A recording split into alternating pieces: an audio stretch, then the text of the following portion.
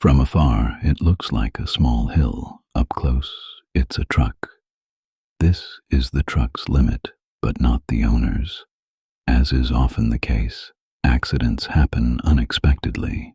The truck's tire blew out, a situation that compounded the already difficult financial situation of the owner.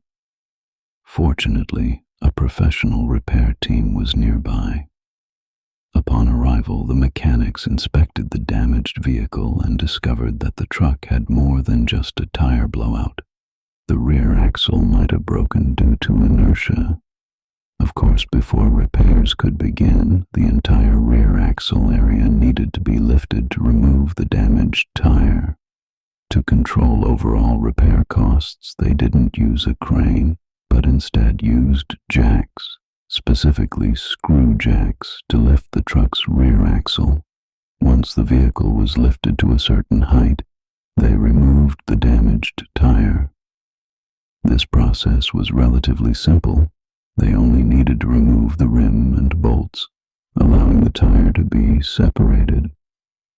It's just unclear whether a tire damaged to this extent could be repaired in Pakistan, a country known for its scalable infrastructure.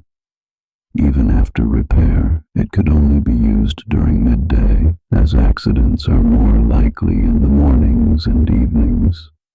To check for further damage to the rear axle, they then disassembled and removed various components of the rear axle. Although they weren't equipped with high-end pneumatic or electric axles, their large numbers and efficient teamwork allowed them to disassemble parts very quickly. In no time, the external components were removed.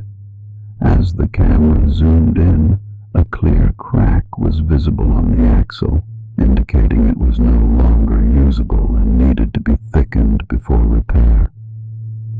The repair required welding and large straightening equipment, so the rear axle had to be towed back to the shop for repairs after removal. When the rear axle arrived at the shop, the mechanic first placed it on a self-made tilting frame. Using welding equipment, he adjusted the current to the maximum and burned a bevel into the crack. This provided sufficient downward pressure space for subsequent straightening. After the bevel was created, it was lifted onto the straightening table, where the powerful pressure of hydraulic equipment assisted in the straightening process. This process is crucial because even slight deviations can cause inaccurate tire camber data. Therefore, during this period, he would use a scraper to adjust it little by little to ensure that the repair data met the required specifications. After the straightening was completed, the next step was grinding to smooth the bevel. The rough grinding and smoothing process prepares the surface for subsequent welding. After grinding, the next step is to bevel the joints. To ensure the quality of the entire welding process, Tian Han employs a layered welding method.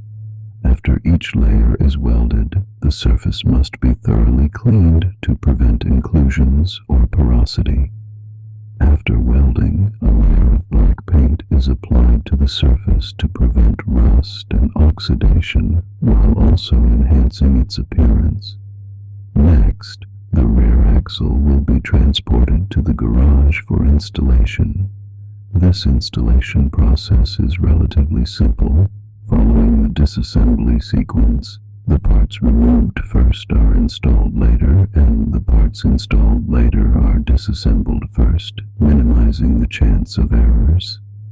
This is because he originally intended to expedite the repair process. On the other side, a mechanic was replacing a damaged tire. First, the damaged tire was removed from the rim, and then a used tire was installed. In Pakistan, tires are mostly retreaded, which saves resources and provides local car owners with an economical option. This traditional craft, upheld for many years, is not only a skill for making a living, but also embodies the craftsmanship and love of life of Pakistani mechanics. After the tire and rim are assembled, it is pushed to the truck for further assembly. It is then secured in place with tires and lug nuts. At this point, the art truck that had been stranded on the main road was basically repaired, and the owner could drive it back to the road with peace of mind. It's just unknown how long the repaired parts will last, and how this type of repair differs from repairs done in China.